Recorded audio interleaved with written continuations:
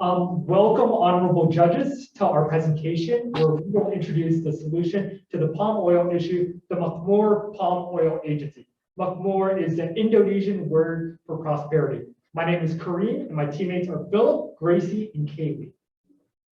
So the problem that we will be addressing with this agency is how can Indonesian and/or Kalimantan governments better regulate the environmental, labor, and economic problems associated with the palm oil industry. We approached these three categories in the following way. Environment, we looked at deforestation and environmentally detrimental farming practices. In labor, we looked at unenforced labor laws and brutal working conditions. And in the economy, we looked at the inefficiencies and unsustainability of the palm oil industry. We are advisors to the Manpower and Agriculture Ministries and have created a joint department agency, again called the Makmur Palm Oil Agency. Under this agency, we have set up a sustainable system that encourages growth in the palm oil industry while enforcing environmental sustainability. Our agency is comprised of three committees: the Sustainable Farming Practice Committee, the Land and Deforestation Committee, and the Labor Regulation Committee. The first step we want to take under each of these committees is direct participation with local constituents through community meetings.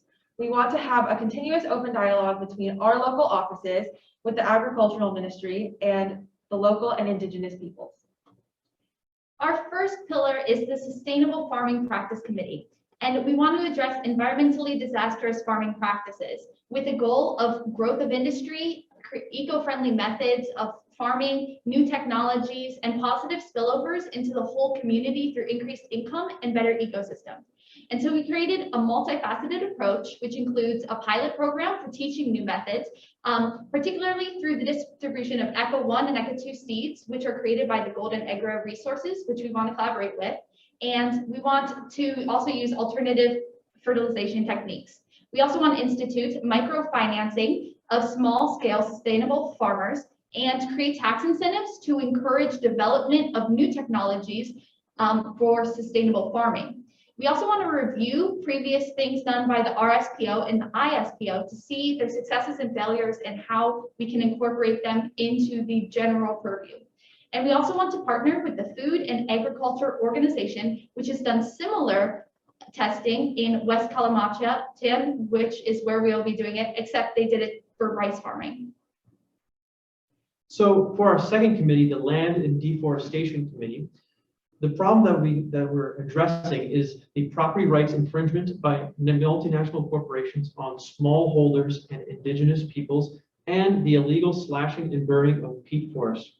So the goal of this committee is to delineate and enforce property rights and to mediate property disputes. Also, we would like to improve the protection of forests in coordination with local police. So this solution includes creating a survey board to delineate land boundaries, mediation, where the two parties can come together and if need be, they can coordinate to be sent to the courts, or arbitration can be involved separate from the courts. Also, we want to prioritize involving farmers, lowering the barriers to entry for farmers to bring their grievances against the multinational corporations. Also, this committee can be used for indigenous land property or issues such that they can bring their grievances to the council as well. And we want to partner with the Ministry of Law and Human Rights in West Kalimantan to enforce the committee's decisions. So our final committee is the Labor Regulation Committee. This committee will address two primary issues. The first being the harsh working conditions that many laborers work in. The second is the lack of enforcement of labor rights. Our primary goal with this committee is to create a protected space for local adaptive unions and review any labor conditions reports. To accomplish this goal, the committee will have three primary steps. The first is to facilitate the formation of unions in a legal and protected space. After that, the second step will be to, once the unions are formed, to mediate the discussions between the palm oil unions and the corporations they work for. Then the third step is to work with local law enforcement to address any suspicions of forced or brutal labor. So for this pilot program, we propose a total budget of $100 million for the reason that the palm oil industry is essential to the economy of Indonesia, and it constitutes $16 to $20 billion per year in exports. So to begin, in the Sustainable Farming Practices Committee, we will allocate $40 million to be split 40% to purchasing eco-seeds, 40% to the technical assistance that we provide to farmers, and likely 20% to microfinancing, whether that involve loans or grants, but that amount can vary depending on the needs of the community.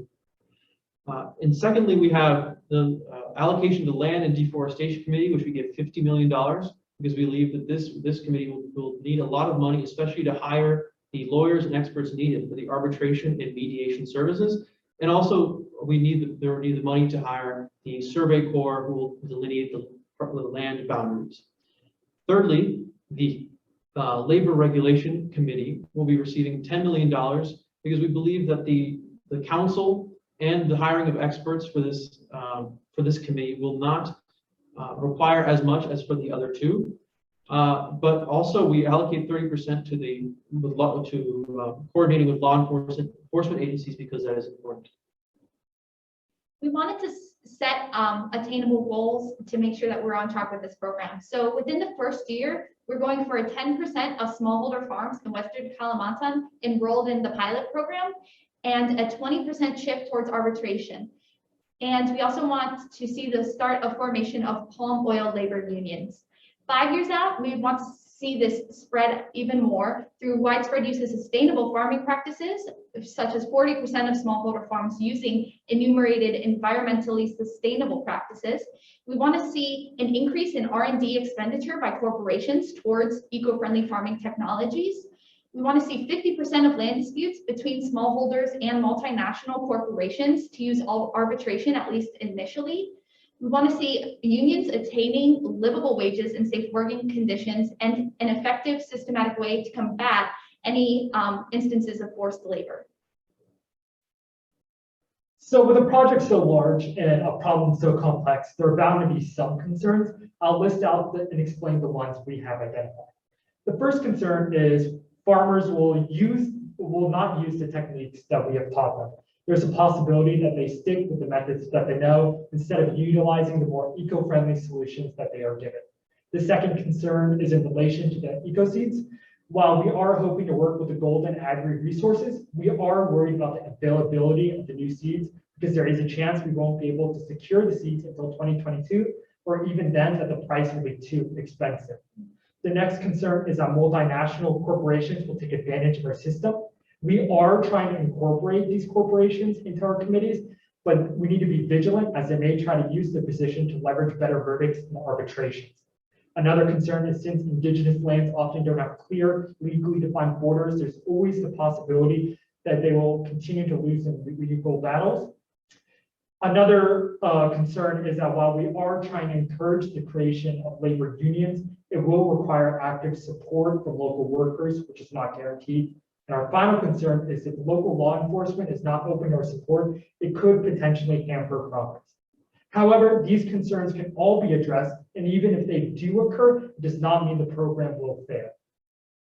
By creating the Makmur Palm Oil Agency, we can efficiently grow the palm oil industry, reduce its social and environmental negative effects, and provide positive spillovers into local communities. We hope that under this project, we are able to facilitate responsive relationships between the local people and their government.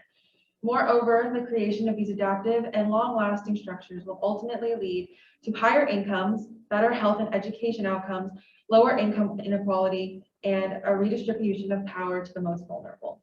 Thank you. Okay, thank you, Tierney's team. I'm going to start a 5-minute timer, and during that time, the judges can ask you any questions that they have about your presentation. So, judges. Thank you for your presentation. I'm curious, so for the deforestation committee, you're very focused on property rights. I'm wondering what the thought process was in having that in particular be the focus in stemming deforestation. Well, so I can start in saying that the property rights point was we put land and deforestation together as in our committee. So the property rights point was more in addressing the violation of the multinationals expropriating land from smallholders. But in terms of the deforestation point, it was more so that how would you say, that the property rights would make it easier to, if the land was communal in a sense, then the corporations would, the alignment of incentives to maintain the forest or maintain what is yours by property would be greater. Do you have a better way of saying that? I guess I would just add that that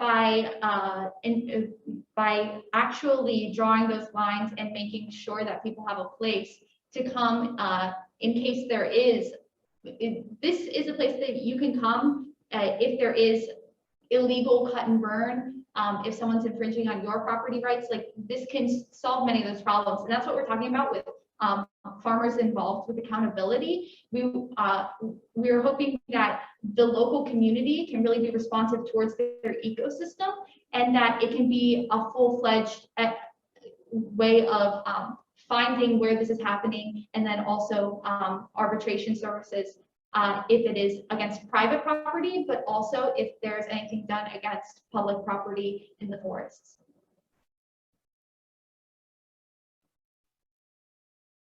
Did we explain that, or is there another way you want us to take that? No, I guess I'm particularly curious if someone, if the owner of land is engaging in deforestation, but they own the land, how would you address that? Okay, so if you're saying that if I own private property and I do illegal cutting on my own property, is that the question? Or unsustainable cutting. Okay, yeah. So the purposes of this is to first do incentives towards more environmentally sustainable practices. So that's like the first step. And then also to protect against that deforestation in that way, it would be more of I want to say almost like a community effort and a community pooling to make it so that although if it's legal, we can't necessarily stop it. Like if it's legal cutting for the purposes of expanding agriculture, that is permissible. However, we want incentives against that. And then we especially want to use this against illegal cutting. That's the main purpose of this. Got it. Thank you. Thank you. So the question, so you're requesting a budget of 100 million, right? So in terms of the committee that you're setting up, do you see this as a permanent or semi-permanent committee under the government that's going to be sustained for a number of years, or how many years are you proposing this committee to be in existence? So for that particular budget, we were looking at the specific pilot program that we're going to establish in the region in West Kalimantan specifically, and that it would be sort of a trial run, and depending on the results that we would review, it would be reviewed, and then under the same framework, it would be just it would be applied to other provinces. Yeah, so the basic structure we are hoping to be permanent or semi-permanent, but with the same goals, but the individual workings, we want them to be adaptable to the changing needs of the local community.